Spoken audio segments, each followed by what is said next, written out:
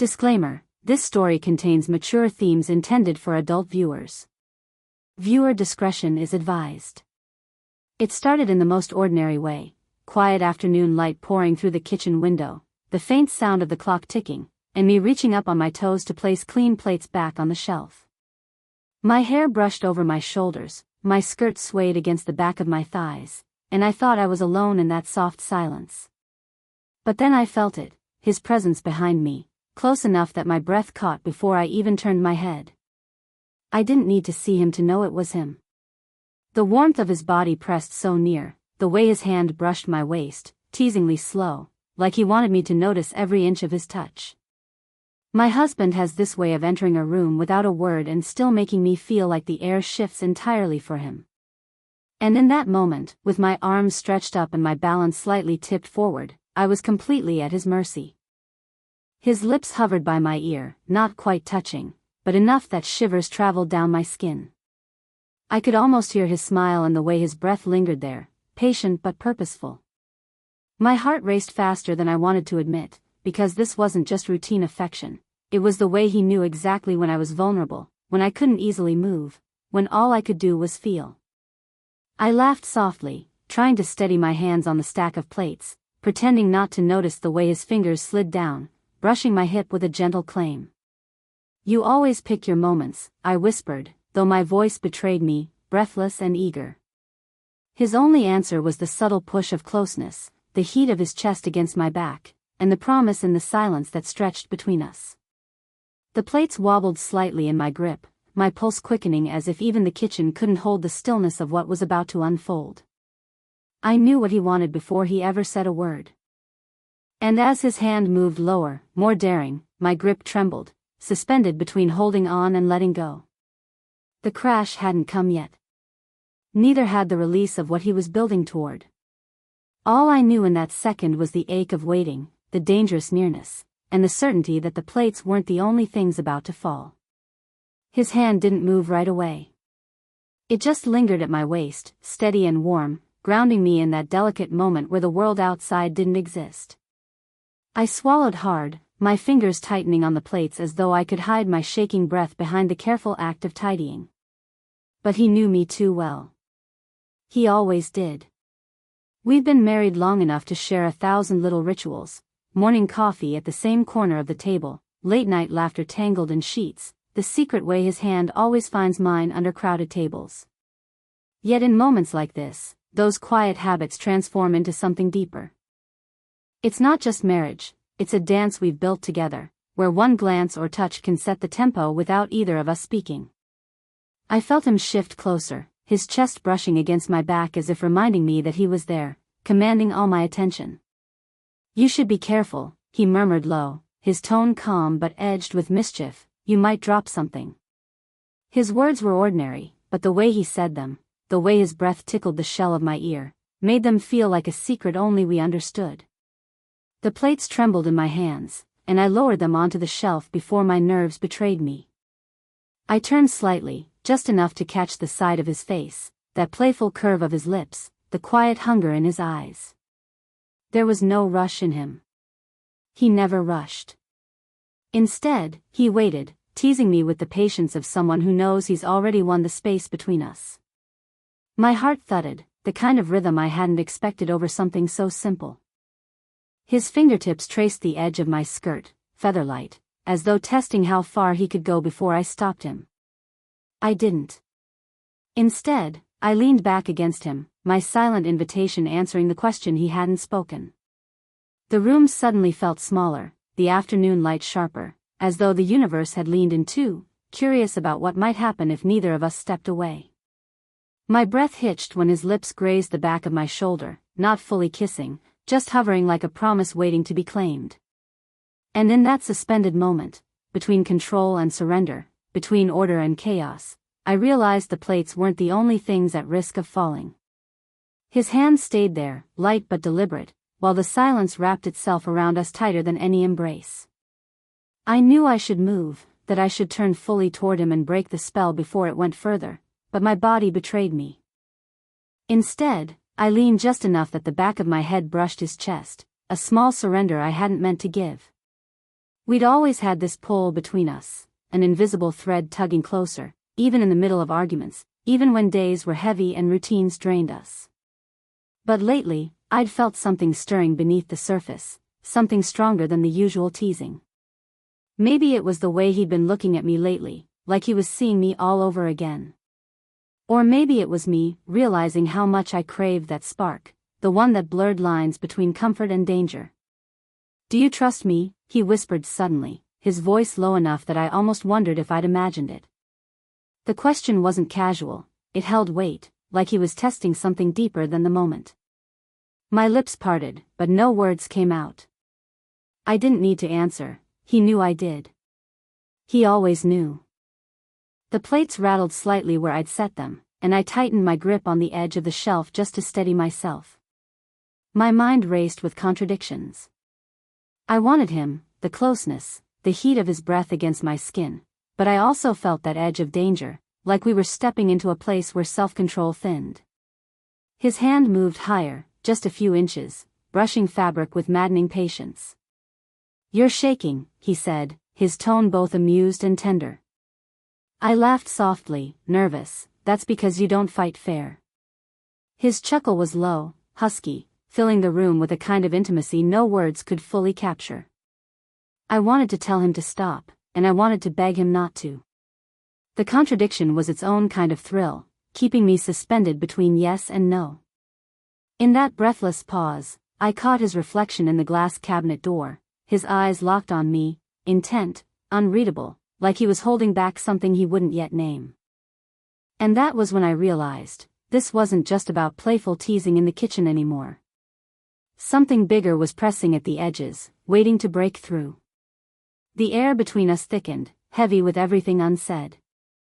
His hand was no longer still, it traced slow, deliberate circles against my hip, a touch that both soothed and ignited. My breath hitched, and I clung to the shelf not out of need for balance, but because it was the only anchor keeping me from melting into him completely. I tried to steady my voice, but it betrayed me anyway. "Someone might hear us," I whispered, though we both knew no one else was home. My protest was weak, more a plea to myself than to him. He leaned closer, lips brushing the edge of my jaw, and murmured, "That's not what you're worried about." He was right.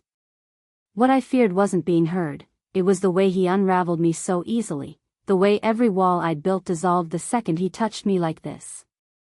His fingers toyed with the edge of my skirt, not rushing, just testing how long I could stand the torment of waiting.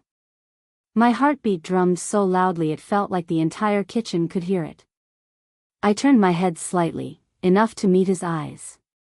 The look he gave me wasn't just hunger, it was knowing, the kind of look that strips you bare without ever touching skin. For a second, I forgot to breathe. He searched my face as though waiting for a signal, a flicker of surrender he could claim as his. And I gave it. Not in words, but in the way my body leaned, my lips parted, my silence begging him to go on. The plates on the shelf trembled again as my hand pressed harder against the wood, a warning of how fragile the line was that we walked. He noticed, of course he noticed, and with a low chuckle, he whispered, "Careful. Things might fall." His voice was velvet and fire all at once, teasing and commanding, reminding me how close we were to losing control. My whole body tensed, not in resistance but anticipation, every nerve waiting for the moment when patience would snap. His mouth hovered over mine, not kissing, just daring me to close the distance. The suspense burned hotter than the touch itself, and I felt the moment teeter on the edge, ready to collapse into something neither of us could stop.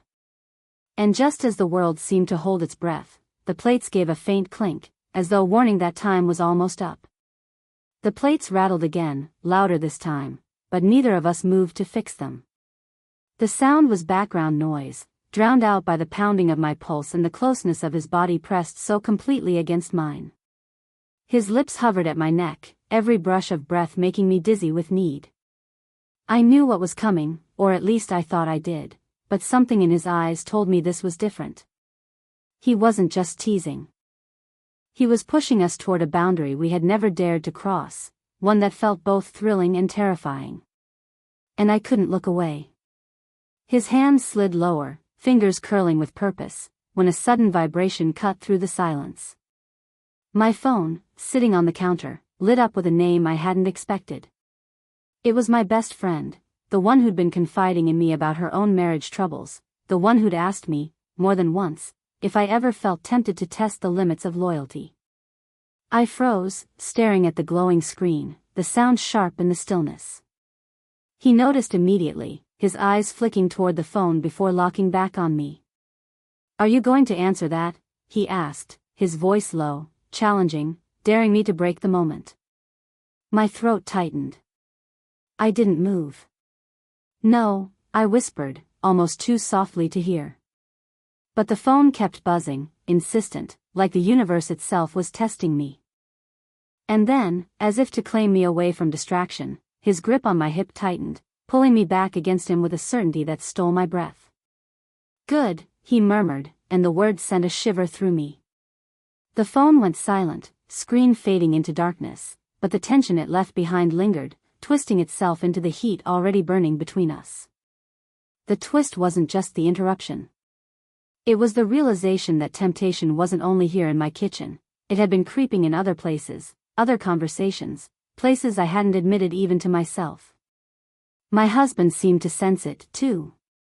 His intensity wasn't just desire, it was possession, a need to remind me who I belonged to, as if he could feel the shadow of someone else's name hanging in the air.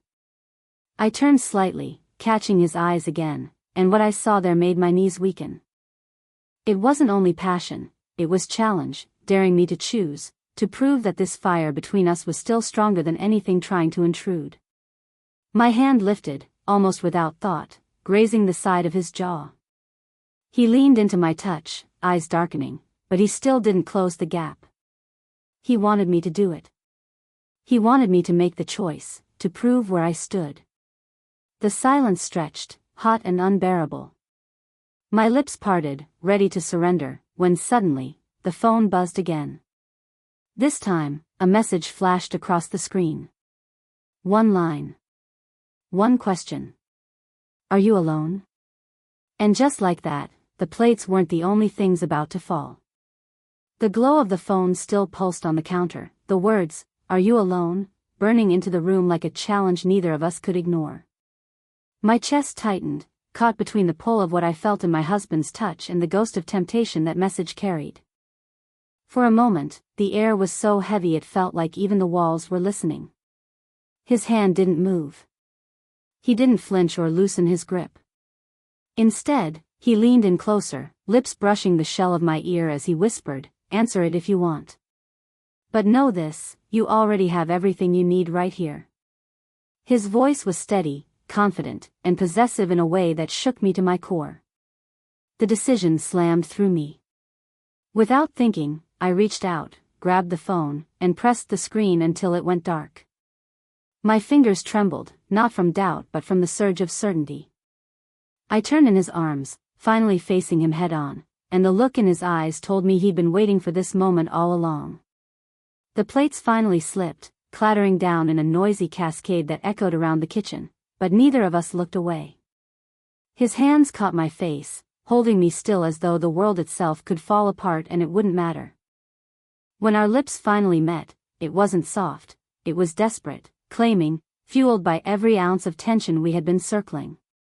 But then came the twist. As his kiss deepened, I felt the phone buzz again in my hand, still clutched tight at my side. I ignored it, pressing closer, until he pulled back just slightly, his eyes narrowing. "Who keeps calling you?" he asked, his tone calm but edged with something sharper, something that wasn't just desire. I froze, words caught in my throat. This wasn't part of the game anymore. This was real, a question hanging heavier than the crash of broken plates, heavier than the kiss that still burned on my lips. The climax had come, not just in the way he held me, but in the truth pressing between us. I had chosen him, but the message had opened a door neither of us expected. And as his gaze locked onto mine, I knew this wasn't just about passion anymore. It was about trust. And trust, once questioned, changes everything. The silence after his question hung heavier than the plates scattered across the floor. My heart was still racing from his kiss, but now another beat pulsed beneath it, one of fear, of doubt, of being seen too closely. I held his gaze, knowing I couldn't hide behind playful excuses anymore. The phone in my hand still glowed faintly, the message a reminder of the temptation that had lingered too close to us. I didn't ask for it, I whispered, finally breaking the silence. But I didn't stop it either. And maybe that's why it feels like it's been haunting me. The words felt raw, but freeing. His eyes didn't leave mine, searching, measuring, as though trying to decide if this was a betrayal or a confession. Then, slowly, his grip softened. His thumb brushed over my cheek, wiping away a tear I hadn't realized had fallen. "You don't need anyone else," he said quietly, voice steadier now. "You've always had me. And I'm not letting you go." The tension cracked, not with more noise, but with release. I dropped the phone onto the counter, its screen going dark for good this time. His arms circled me, pulling me against him, not in possession but in something deeper, something that reminded me why we had built this life together in the first place. We stayed like that, surrounded by the chaos of fallen plates and unfinished chores, holding on as though the world outside didn't matter. In that stillness, I realized the real conflict hadn't been the message, or the temptation, or even the danger of what almost slipped through. It had been about remembering that trust, once broken or tested, can only survive if both people choose it again and again. I pulled back just enough to see his face, and this time when I kissed him, it was softer, slower, carrying both apology and promise. He kissed me back with the same quiet fire, sealing something unspoken between us. The kitchen would need cleaning, the plates replaced, but in that golden light, it didn't matter. What mattered was us, flawed, tempted, tested, but still standing together.